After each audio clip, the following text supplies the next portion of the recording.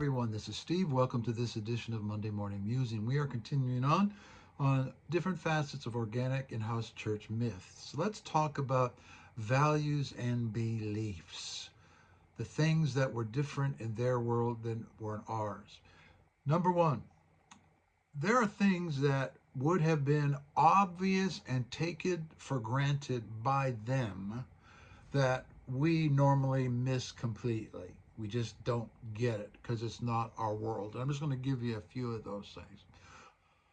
There is no such thing as a representative democratic republic. So that means you can't bring your convictions about politics to the house church meeting. You can't bring those American First Amendment values to the meeting. You can't bring your expectation to freedom of religion to the house church meeting.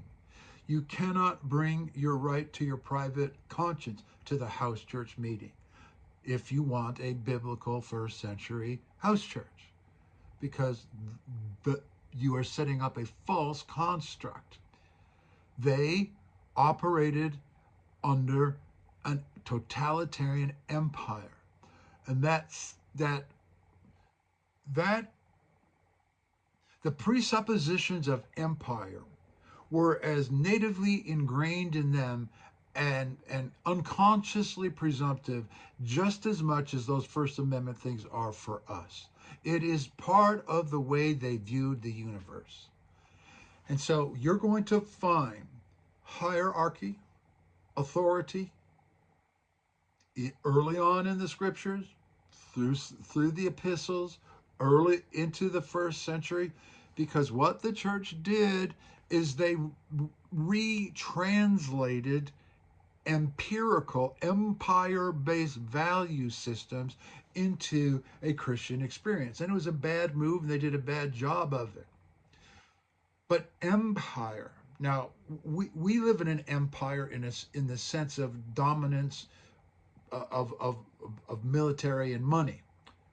But in the sense of political structure, we're not empirical. They were.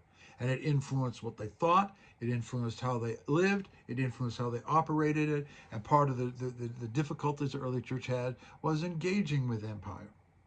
So that's one difference. There is no such thing as capitalism. Guys, capitalism is an 18th century phenomena, 18th, 19th century phenomena.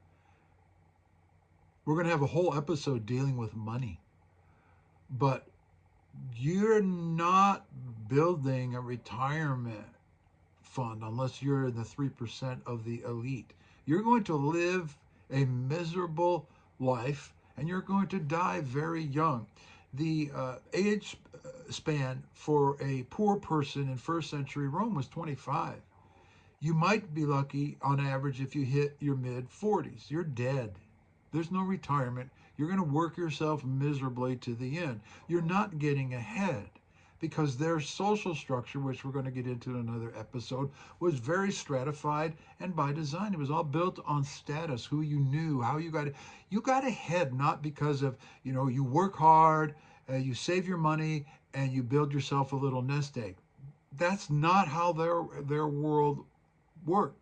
So again, if you want to have a New Testament church or first century church, you got to leave your capitalism at the door. You can't bring that into the living room and say that, oh, we have a New Testament church. We're doing it the way that they did in the New Testament. That's nonsense. You're fooling yourself. Again, you've just projected your own Western values into the biblical text. There's no such thing as capitalism. Didn't exist. Their system was based on honor and shame and patronage and, frankly, bribery. What for us would have been like bribery. Their economic system was really run like the mob. It was who you knew, who you basically kissed up to, who you were connected with. Their economy was based on connectedness. We're going to talk more about that. I'm going to dedicate a whole episode for it.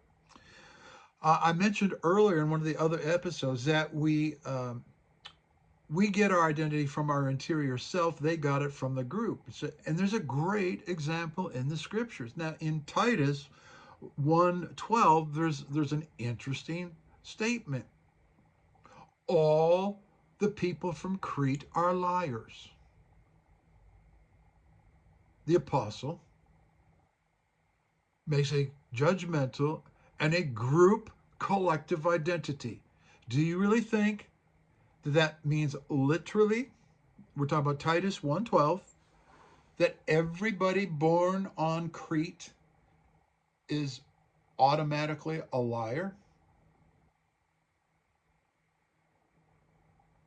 Boom, liar, boom, liar, boom, liar, boom, liar, boom. Now, we would consider that statement bigoted, maybe racist, prejudicial. But in their world, it was completely fine because it was a collective group identity, something that that group was characterized by. We would call it an unfair stereotype. But because individualism didn't exist in their day, it was totally fine for an apostle to put into Holy Scriptures what we would consider to be a very bigoted statement. All Cretans are liars, whose God is their belly. He's making a collective judgment. Now stay with me on this. Is that factually true? No, it's not factually true. It's hyperbolic. It's an exaggeration. It's a labeling mechanism. It labels somebody. Can anything good come from Nazareth? Does that mean there's nothing of See, we got to get rid of our Western individualistic meritocracy thinking when you come to the scriptures. It didn't exist. That comment that every Cretan is a liar would have not ruffled the feather. Everybody's head would have gone, yep, yep, they are. So their world was very stereotyped. Now think of this. The scriptures don't adjust that comment at all. There's no attempt later on in the scriptures. Oh, that was such a harsh and unfair, judgmental, bigoted, prejudice statement. So that's just one simple example of how their world established identity collectively and is in a stereotypical way. Do you really want to be part of that world? Would you be comfortable in that world? Because that was the first century world. That was the New Testament world. You that say you want a New Testament church, you want to do it the way they did it in the New Testament. The New Testament, I just quoted you from the New Testament.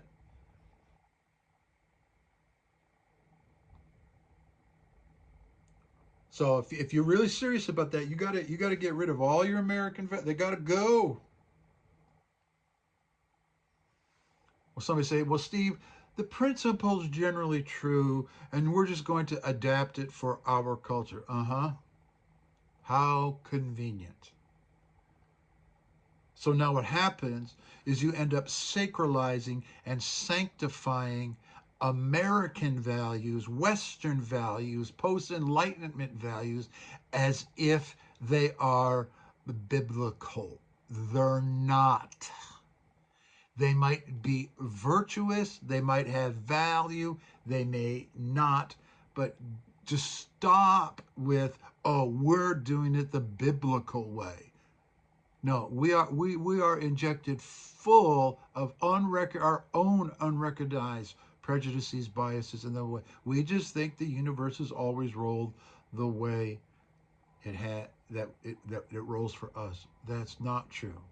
So we don't want to listen carefully import their beliefs and values as if they are universal, and we don't want to export ours as if they are universal.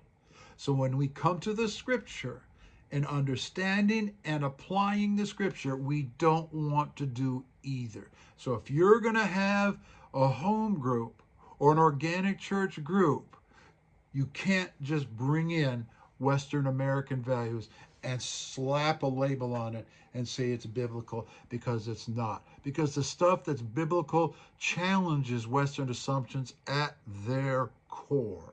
See you the next time.